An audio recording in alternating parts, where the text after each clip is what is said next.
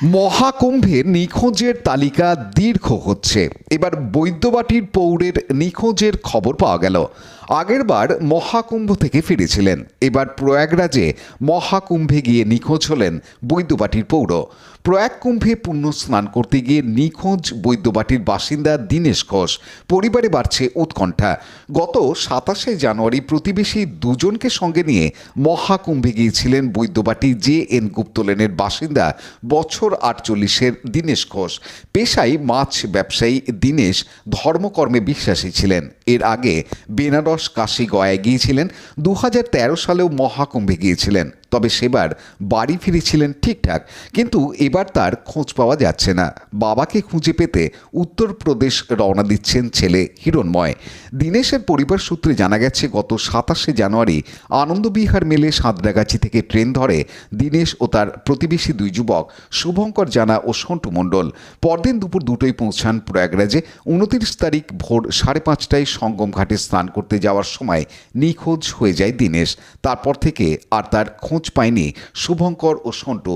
ঘাটে মাইকে প্রচার করেও খোঁজ পাওয়ার জন্য ঘোষণা করেন, কিন্তু কোনোভাবেই খোঁজ পায়নি তারা। দীনেশের পরিবারকে নিখোঁজ হওয়ার খবর জানান তারা। প্রয়াগরাজ থেকে বেনারসে বিশ্বনাথ মন্দিরে যাওয়ার কথা ছিল। সেই মতো খোঁজার জন্য সেখানে নির্দিষ্ট হোটেলেও যান দুই যুবক, কিন্তু সেখানেও পাওয়া যায়নি তাকে। দীনেশকে না পেয়ে আজই তারা বাড়ি ফিরে আসেন। পরিবারের তরফে ছেলে প্রয়াগরাজের জর্জ টাউনের হেল্পলাইনে ফোন করেন, ছবি ও নাম ঠিকানা দেন, কিন্তু এখনও পর্যন্ত কোনো ফোন আসেনি।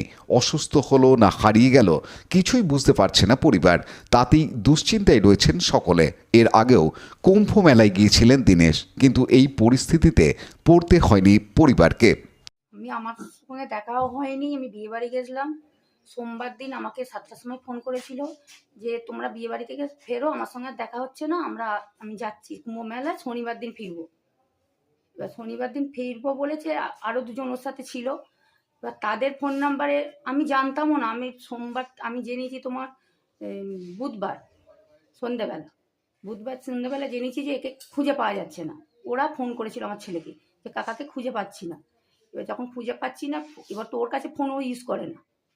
এবার ফোন ইউজ করে না বলে আমরা বলছি ও এত লোক নয় যে ফোন না করলেও পাশে কারো ফোন থেকে হোক আমাদের তো জানাবে। আমরা এই 2 দিন ধরে ওর সঙ্গে কোনো যোগাযোগ নেই। এবার এরা বলছে আমরা সে চান করতে গিয়ে কাকার সাথে আমাদের এদিক ওদিক হয়ে গেছি, নাহলে কাকা আমাদের সাথেই ছিল। এবার সেই ছেলেগুলো ফিরে পড়েছে, ছেলেগুলো এসেছিল এখানে। ওরা ওই ঘটনা ওদের কাছ থেকে এইটুকুই শোনা, আমরা আর কিছু জানি না। যাদের সাথে গেছিল হ্যাঁ, তারা ফিরে এসেছে। তারা এই খানিকক্ষণ আগে এসেছিল। তারা বলেছে যে আমাদের সাথে কাকার কোনো আলোচনাও হয়নি। হ্যাঁ, বলেছিল বেনারস যাবো, যে আমরা চান টান করে বেনারস যাবো, কিন্তু ওরা বেনারসেও গেছিলো, কাকাকে খুঁজে পায়নি। তারপরে আবার ফিরে ওরা চলে এসছে বেনারস থেকে। ওরা যোগাযোগ করেছে বা নিখোঁজ জায়গায়? হ্যাঁ, ওরা সব জায়গায় খোঁজাখুঁজি করেছে, বলেছে যে কোথায় অ্যানাউন্স করেছে। আমার ছেলের সঙ্গে যখন যোগাযোগ হয়েছে ওরা সব চারিদিকে দেখেছে, কিন্তু এবার তারপর থেকে ওর কোনো কবে লাস্ট কথা হয়েছে আপনার সঙ্গে? আমার সাথে সোমবারই লাস্ট কথা হয়েছে আমার সাথে। এক্স্যাক্টলি 27 তারিখ আনন্দ বিহার এক্সপ্রেস ধরে ওরা সাঁতরাগাছি থেকে। 10টায় ছাড়ার কথা ছিল, যেটা ছাড়তে ছাড়তে একটু লেট হয়। আর ওদের 27 তারিখ 12:45-এ ঢোকার কথা ছিল। ওরা ঢুকেছে 28 তারিখ এই 12টার দিকে। 28 তারিখ সকালবেলা 12টার দিকে। তারপর ওরা ওখানেই রেস্ট নেয়। 29 মানে ওখানেই রেস্ট নেয় সব কিছু। তারপর 29 তারিখ ওইরকম একটা ঘটনা ঘটে। 29 তারিখ মানে সকালবেলা, মানে একদম মিড নাইট 1টা-1:30টার সময় এরকম ঘটনাটা ঘটে। আর 29 তারিখ ভোরবেলা ওরা তখন ওই ঘটনাস্থলে ছিল, কিন্তু সবাই ঘুমাচ্ছিল। কেউ ওইখানে ওই কিছু হয়ে যাওয়া বা ওই মানে ওদের কথা অনুযায়ী যে ওইখানে ওরকম কিছু হয়নি। তো পদপিষ্টের যেখানটা হয়েছে সেখানটা ছিল না সেই সময়টা। সেই সময় ওরা কেউ ছিল না। আর ওরা যে গেট থেকে মানে ছিন্ন বিচ্ছিন্ন হয়েছে, সেটা হচ্ছে তোমার পোস্ট নাম্বার ছিল 124 থেকে 132। হ্যাঁ, আর সবার চান করার কথা ছিল 1 নম্বর ঘাটে। তো এদের মধ্যেই সবাই 4টে নাগাদ করে উঠে 5:30 নাগাদ করে ওরা রওনা দেয় চানের উদ্দেশ্যে। তারপর 6টা নাগাদ করে এক্স্যাক্টলি আলাদা হয়ে যায় ওরা। ভিড়ের জন্য ঠেলাঠেলিতে এদিক ওদিক করে আলাদা হয়ে যায়। তারপর থেকেই খোঁজ পাওয়া যাচ্ছে না।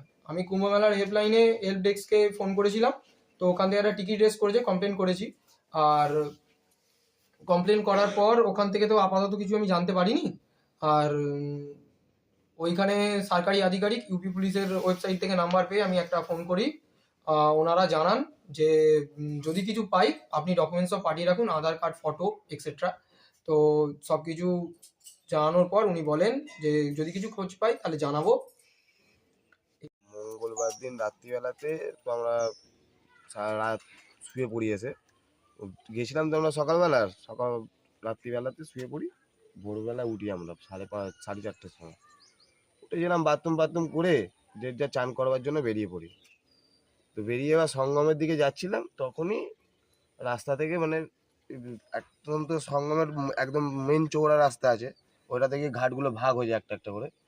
তো এই মেন রাস্তা থেকেই গিয়ে ওখান থেকেই আলাদা হয়ে গেছি ভিড়ের মধ্যে। মানে পার্টিকুলার কোন জায়গাটা থেকে তোমরা একদম মেন ঘাটের ওখানেই, মানে সঙ্গমের ওখানেই, মেন সঙ্গমের এদিক দিয়ে যেটা দিয়ে দেখবেন একটা সঙ্গম বলে লেখা রয়েছে ওপরে, এতে গেট করা রয়েছে, একটা বড় গেট করা রয়েছে সঙ্গম বলে। গেট থেকে পার হয়ে এরকম রাস্তাটা ঘুরে যাচ্ছে, ঘুরে গিয়ে সামনেটাই পুরোটা গিয়েই সোজা এই সঙ্গম নেমে যাচ্ছে পুরো গঙ্গা জলে। ওইখানেই যেতে যেতে রানিংয়ের মধ্যেই হারিয়ে গেছে। ঠেলাঠেলিটা একটু হয়েছে, তো একটু ভিড় ছিল ভালো রকমই, ওই ভিড়েতেই হারিয়ে গেছে। আপনারা কবে বেরিয়েছিলেন এখান থেকে? আমরা বেরিয়েছিলাম এখান থেকে 27 তারিখ সকালবেলা। সাঁতরাগাছি থেকে ট্রেন ধরেছি এবং আমরা পৌঁছেছি ওখানে ওই 28 তারিখ বলে 3:30 নাগাদ হ্যাঁ নেমেছি। তারপর তোমরা কি খোঁজাখুঁজি করেছিলে ওখানে? ওখানে গিয়ে আমরা এমনি যেখান থেকে অ্যানাউন্সমেন্ট করা না ওখান থেকে অ্যানাউন্সমেন্ট করেছিলাম অনেকবার, 8-10 বার আমি নিজে গিয়ে বলেছি, ঠিক আছে। কেননা ওরা তো আমাদের ভাষা বুঝতে পারবে না, আমি বাংলাতেই বলেছি হ্যাঁ কাকা যদি তুমি দেখতে মানে যদি নাও শুনতে যদি পাও তাহলে আমরা এখানে তো থাকবার কথা ছিল না, আমাদের থাকবার কথা ছিল বেনারসে। এখান থেকে পুজো দিয়েই সকালবেলায় বেরিয়ে যেতাম আমরা বেনারসে।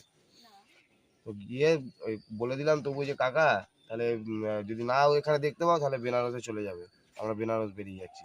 ওই ঘাটেই অ্যানাউন্সমেন্টের ব্যবস্থা ছিল? হ্যাঁ, ঘাটেতেই চারদিকে এমনি অ্যানাউন্সমেন্ট, সবাই তো বহু লোক হারিয়ে গেছে, এবার 1000 লোকে অ্যানাউন্সমেন্ট করছে, তার মধ্যে আমরাও 8-10 বার আমরাও দাঁড়িয়ে ওখানে ইনস্ট্যান্ট দাঁড়িয়ে অ্যানাউন্সমেন্ট করেছি। ফোন তো ছিল না ওনার কাছে? না, ফোন তো ওনার কাছে নেই, উনি তো ফোন ইউজ করে না। আপনাদের ফোন নাম্বার ছিল? আমাদের ফোন নাম্বার ছিল না, আমরা ফোন নিয়ে গেছিলাম দুজনে মিলে। না, আপনার ফোন নাম্বার জানতো উনি? না তাও তো ছেলের নাম্বার তো জানে, আমাদের নাম্বার না জানলে যখন হয় তারপরেই আমরা সঙ্গে সঙ্গে ছেলেকে ফোন করে জানিয়ে দিই তার অ্যানাউন্সমেন্ট করবার পরই যে হ্যাঁ তোর বাবাকে দেখতে পাচ্ছি না। যদি তোর বাবা ফোন করে তাহলে আমাকে ফোন করে বলবি যে হ্যাঁ এই জায়গাতে আছে।